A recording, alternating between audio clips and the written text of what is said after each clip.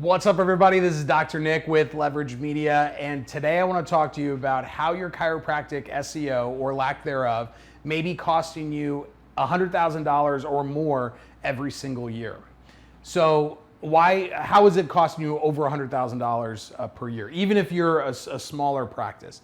The reason why I think that it could potentially cost you more than six figures per year is that the average case in a chiropractic office kind of across the country I've found is about $1,500.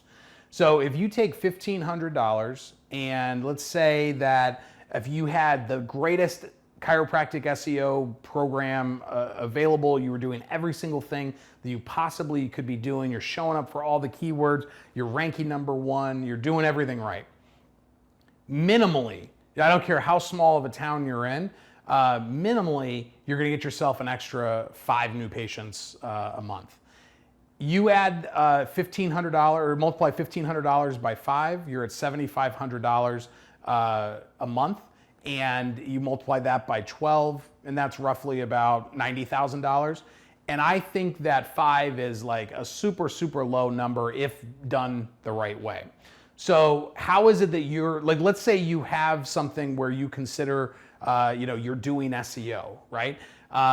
If you're doing SEO exclusively just to rank #1 and you're not worried about like what happens after they click on your page, if you have just let a website company throw something up that they've thrown up for hundreds of other chiropractors and it's so watered down that it can work for hundreds of other chiropractors and not you specifically, then even though you feel good that they show you a report, hey, we're ranking #1 for this keyword and that keyword and this one over here, it doesn't mean that that's translating into the types of, or the numbers or the types of cases that you're hoping to get into your practice.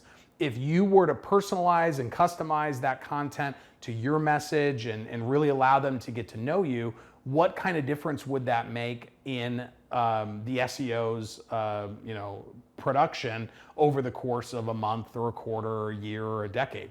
Now, if you have none, I've seen some really bad websites that just have like no chance of showing up for a lot of the keywords that they tell me are important to them, then you just are at zero. You're at, the people that at least have a chiropractic SEO strategy, they're doing something, or their website company is doing something for them.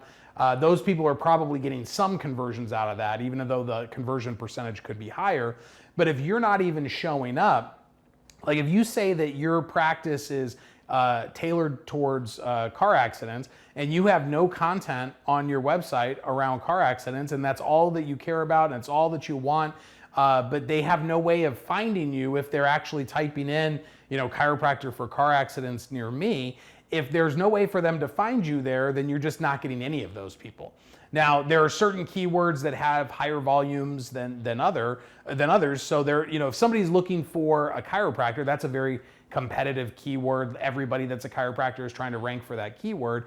But there may be some supporting services that you do, or there might be a certain condition. Scoliosis is a good one. There might not be a real high volume keyword, but if you do SCOLI-brace and you're like an expert in CBP and you love dealing with scoliosis patients, those cases might be $5,000, $6,000, $7,000. You don't need 10 of those a month to make do. So it doesn't matter whether you're collecting $200,000 a month or if you're collecting $10,000 a month. People, when they go to Google and they type in the keyword that they're looking for, they don't know who the expert is versus not. I mean, the reason why they're on Google doing the search in the first place is because they haven't decided who the expert is. So if you can position yourself as that expert, then that is going to turn into new patients. So if you are either not doing this at all, or you are just outsourcing it and kind of burying your head in the sand, thinking that it's great SEO just because they give you a report that you're ranking for some important keywords, but if the content is bad, it's not going to convert once someone gets onto the page. And in another video I talked about last click, if you're getting clicked on, because say you got ranked #1 because your website company built you out a page for this keyword, if you get that click as the #1 ranked chiropractor, and they look at it and they see 3 paragraphs of basically nothing, and they just click back and they go to the next person who actually took some time to build out their page. Over time, you're probably going to get jumped by that number 2 result, just because that content is going to be seen as more relevant in Google's eyes. So take your case visit average, which if you don't know how to do that, just take, I try to do like bigger stretches of time, like the last 3 months or the last year, and then divide it by the number of new patients that you have. Now you can divide it by, especially with this, actually, this might actually be a better way to do it to get a more accurate way. If you're, say your close rate is, if you do care plans and your conversion rate is, 60%, the people that find you via content and are able to consume, some videos and read about how you help, and like if you do this great page that really answers what they're looking for, those people are very likely to show up, and they're a lot more likely than just like a random stranger that doesn't know much about you that came in through a Facebook ad to convert into a care plan.